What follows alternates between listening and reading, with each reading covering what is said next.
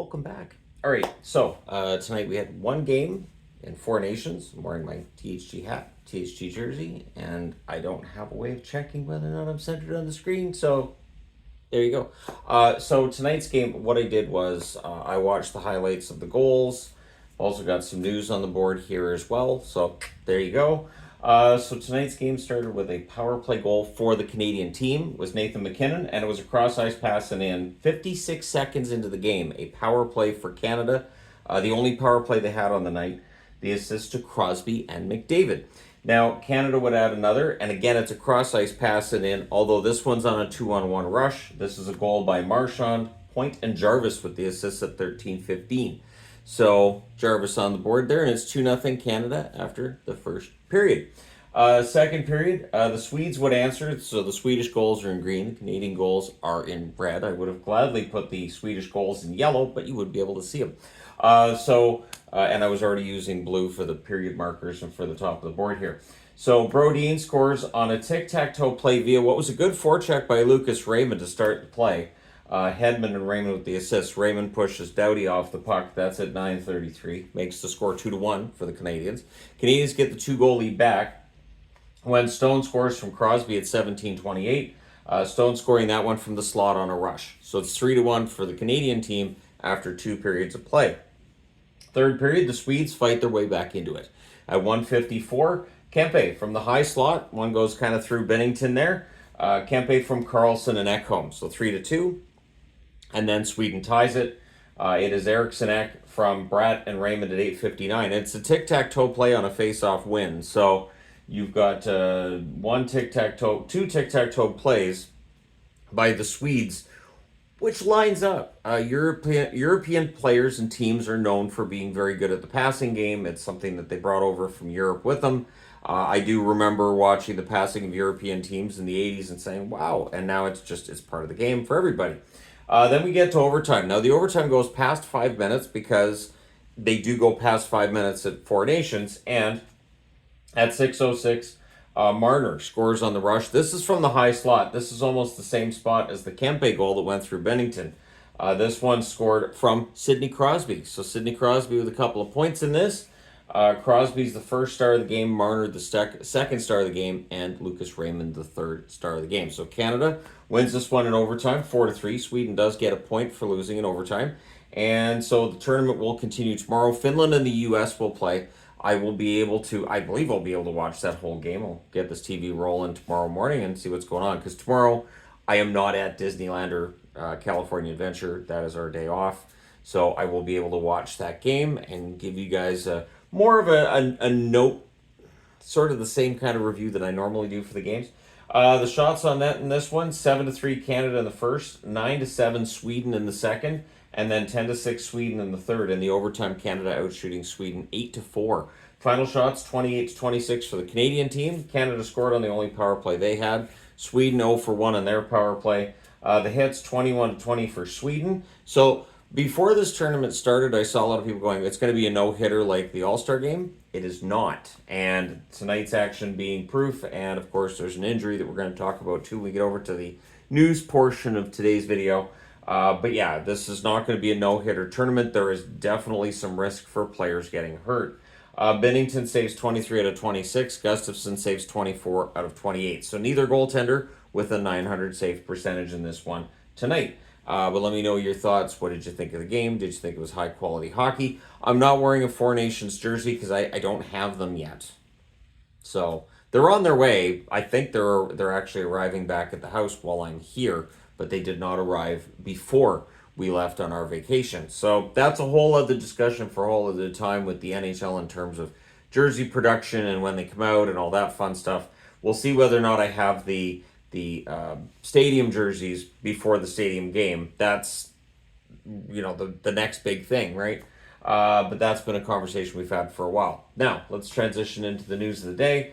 Theodore got hurt tonight. Took a bit of a board there, and it looked like he jammed his wrist or his hand. Either way, he has already been declared out for the tournament. So, Elliot Friedman saying that there's kind of a gentleman's understanding that if a team doesn't have enough skaters to go, that they're allowed to kind of bring in a player. Hopefully they're not off, partying in Barbados or something like that at the time. But at any rate, because I mean, a lot of guys are going to be on vacation right now. That's just kind of the nature of the beast. You're like, hey, I don't have to play for my NHL team for a couple weeks. I think I'll, take the family out on a fun vacation. So yeah, Theodore being hurt means that Canada's depth on the blue line's a little bit tested. And one thing that I do wonder is, so since Finland's used up all the NHL level defensemen that they can use, what happens if somebody gets hurt? Like, what happens if a defenseman gets hurt? Do they just call in a forward and then play with 5 defensemen and use a forward as a defenseman? It's going to be interesting. McKinnon also asked about whether or not a 10-minute overtime would be feasible for the National Hockey League's regular season. Said no. He felt gassed in this game. This game went to 6:06. He thinks the maximum you can go is 7 minutes. What's interesting about that comment and that time is that's been the rumor always, is that the NHL union, like the NHLPA, would not want to go beyond 7 minutes. The 10 minutes feels like it's too much, but I think owners would agree with that. You have flights to catch and you have all this planning to do, and if they do expand the NHL's overtime, it would probably just be by a couple of minutes. I don't think they're going to expand NHL overtime. I just from what we've seen and everything, I don't think we're going to see that happen. Shootouts are actually down this year in terms of how many have been needed. Overtime has been settling games at a far greater rate than usual. Also, and this is something that took place a couple of days back, but I'm going to report on it here now because there hasn't been enough for me to do a news video. I know I looked at it a couple of days ago and I was like, okay, I can't just say, hey, Englund was claimed from the Kings by the Preds. Well, good night, everybody. So I guess I'm doing that here, but it's after a game. And like I said, tomorrow night will be Finland and the U.S. There are 2 games on Saturday, and then I'm home on Sunday. So the Monday game and then the final, I will be able to watch in its entirety. I'll be on the set, and I'll be able to do all the notes and all the fun stuff. I am not as enthused with this tournament, and it's for the same reasons a lot of people have had, that it's a tournament that's excluding certain countries. The one thing that I find weird is no matter where you fall on the political spectrum or how you feel about Russian players being in the NHL, I think it's weird that the league will bring Russian players in to play during the regular season. I don't have a problem with it. I don't. But it's weird to exclude their country from this tournament on any grounds. Like if the Olympics can put them out there in jerseys and, okay, well, we just won't call you Russia, whatever you want to call it. I don't know why the NHL didn't do the same. It definitely is weird to call it a best-on-best tournament when you have, Drew Doughty out there who's played a handful of regular season games and Nikita Kucherov isn't in the tournament. That, to me, is kind of weird. Because if it was an all-star game, I don't think Drew Doughty's in the all-star game. I think the all-star game would have been other players. So it's just weird to see the tournament like this. But the other part of it too, and I know Yvonne was updating me on what people were saying on the Discord tonight. Team Canada has always been a team that you look at and you realize that there's merit for players, but there's also GMs of Team Canada and coaches of Team Canada have favorites. And they have certain players that they want there and certain players they may not. And as a result, Team Canada has always been kind of open for some criticism. Which, whether you agree with it or you don't, I think that just having a tournament where you go, well, Pasternak's here, not here because we don't have enough Czech players to put together a team.